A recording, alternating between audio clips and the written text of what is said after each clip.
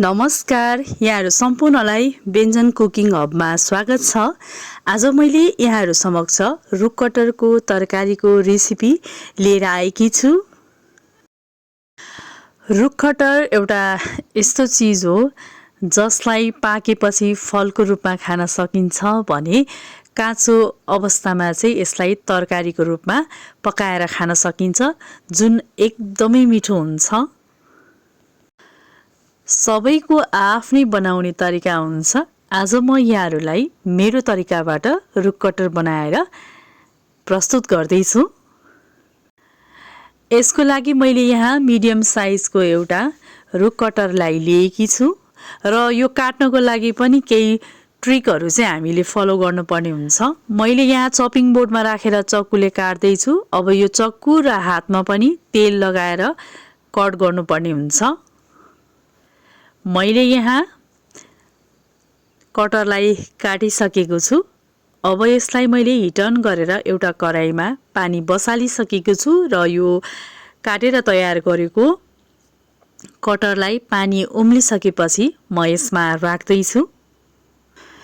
पानी उम्लिसकेपछि मैले यसमा थोरै नुन पनि राखेको छु र अब म यसमा सबै कटहरलाई राख्दैछु। अब यो कटहरलाई चाहिँ म लगभग 60 to 70% पाक्ने गरेर पानीमा उमाल्दैछु र यसलाई छोपेर मैले उमाल्न राखेको छु। मैले यहाँ मिडियम हिटमा राखेर उमाल्न छोडेको लगभग 12-13 मिनट भयो र अब चाहिँ यो मैले जति टेक्सचर चाहेको हो त्यो अनुसार चाहिँ लगभग 70% जति चाहिँ पाकिसकेको छ। अब यसलाई उमाल्नको लागि कति टाइम लाग्छ भन्ने कुरा चाहिँ अब तपाईले लिनुभएको भाँडामा पनि भर पर्छ र साथै ग्यासको फ्लेम, बर्नर हैन कति सानो छ कति ठुलो छ या तपाईले हिट कतिको सानो ठुलो गरेर राख्नु भएको छ भन्ने कुरामा पनि टाइम भर पर्छ। मैले चाहिँ यहाँ हिट अफ गरिसकेको छु। मलाई यतिको टेक्सचर ल्याउन चाहिँ लगभग 13 मिनेटको समय लागेको छ। मैले मिडियम हिटमा उमालेको छु र अब यसलाई म सबै निकाल्दैछु। यो पाक्ने समय चाहिँ तपाईले लिनुभएको कटहर कतिको कलिलो छ वा छिपिएको छ भन्ने कुरामा पनि भर पर्छ। अब मैले हिट अन गरेर एउटा कराई बसालिसकेको छु र कराई तातिसकेपछि चाहिँ मैले यसमा तेल राख्दैछु। कटहर पकाउनको लागि चाहिँ तेल अलिकति धेरै नै राख्नुपर्ने हुन्छ, अन्यथा यो ड्राई भयो भने पनि त्यति धेरै मिठो हुँदैन। त्यही भएर अरु तरकारीमा भन्दा जेनरल कटहरमा चाहिँ अलिकति तेल चाहिँ मैले त्यही भएर थोरै बढी लिएकी छु। अब तेल राम्रोसँग तातिसकेपछि मैले यसमा 2वटा खुर्सानीलाई फुराउँदैछु। त्यसपछि मिडियम साइजको 2वटा प्याजलाई मैले मसिनो पारेर काटेकी छु र यसलाई पनि मैले यहाँ राखेर राम्रोसँग फ्राई गर्दैछु। प्याजलाई फ्राई गर्दाखेरि चाहिँ एकदमै ठुलो हिट राखेर छिटो छिटो फ्राई गर्नुभन्दा मिडियम हिटमा राखेर बिस्तारै फ्राई गर्दाखेरि यसको टेस्ट चाहिँ अझ धेरै मिठो हुन्छ। यहाँले देख्न सक्नुहुनेछ प्याज गोल्डन ब्राउन कलरमा आइसकेको छ। अब मैले यसमा थोरै बेसार, थोरै काश्मिरी रातो धुलो खुर्सानी, यो चाहिँ पिरो हुँदैन, यसले कलर राम्रो आउँछ, र त्यसै गरेर लसुनको पेस्ट जसमा चाहिँ मैले 2वटा ल्वाङ र 2-3 दाना सुकमेललाई पनि सँगै कुटेर लिएकी छु र यो सबै कुरालाई अब एकचोटि राम्रोसँग मिक्स गर्नुपर्छ। ग्यासको फ्लेम कम्प्लिटली लोमा राखेर यो मसलाहरूलाई फ्राई गर्नुपर्ने हुन्छ र मैले मिडियम साइजको 5वटा टमाटरलाई काटेर मैले यहाँ राखेकी छु। सँगै 2 चम्चा जिरा धनियाको पाउडर र आधा चम्चा चाहिँ मैले नुनलाई पनि राखेकी छु र एकपटक राम्रोसँग चलाउँदैछु। हामीले कटहर उमाल्ने बेलामा नै नुन राखिसकेको हुने भएको भएर नुन चाहिँ अलि अड्कलेर नै राख्नुपर्ने हुन्छ। सबै कुरालाई राम्रोसँग मिक्स गरिसकेपछि म यसलाई एकैछिन छोपेर पकाउँदैछु। मैले अब 3-4 मिनेटपछि हेर्दैछु र यसलाई एकपटक राम्रोसँग चलाउँदैछु। टमाटर एकदमै राम्रोसँग गलिसकेको छ र यो स्टेजमा चाहिँ मैले मिडियम हिटमा राखेर पकाइरहेकी छु। अब मैले यसमा थोरै मसिनो पारेर राखेको हरियो धनियालाई राखेर एकपटक राम्रोसँग चलाउँदैछु र यसपछि फेरि 2-3 मिनेटको लागि छोपेर पकाउँदैछु। यस्तो गर्दाखेरि चाहिँ धनियाको फ्लेभर पनि यो ग्रेभीमा एकदमै मिठोसँग आउँछ। अब 2-3 मिनेटपछि हेर्दैछु टमाटर एकदमै राम्रोसँग पाकिसकेको छ र यसमा धनियाको फ्लेभर पनि एकदमै राम्रोसँग आइसकेको छ। यहाँले देख्न सक्नुहुनेछ यसमा तेल पनि माथि माथि देखिँदैछ। यसको मतलब ग्रेभी एकदमै राम्रोसँग पाकिसकेको छ। मैले चाहिँ यसमा थोरै मरिचको धुलोलाई पनि राखेँ। त्यसपछि मैले राम्रोसँग चलाउँदैछु। यदि यहाँहरूले मरिचको दानालाई राख्न चाहनुहुन्छ भने लसुनको पेस्टसँगै 2-3टा मरिचको दानालाई कुटेर पनि राख्न सक्नुहुनेछ। मैले चाहिँ यहाँ मरिचको पाउडरलाई राखेँ।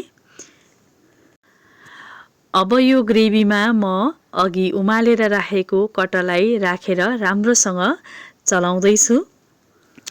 यो स्टेजमा चाहिँ मैले ग्यासको फ्लेम कम्प्लिटली लोमा राखेर चलाउँदैछु र एकपटक यसलाई राम्रोसँग चलाइसकेपछि यसमा मैले थोरै पानी पनि राखेकी छु।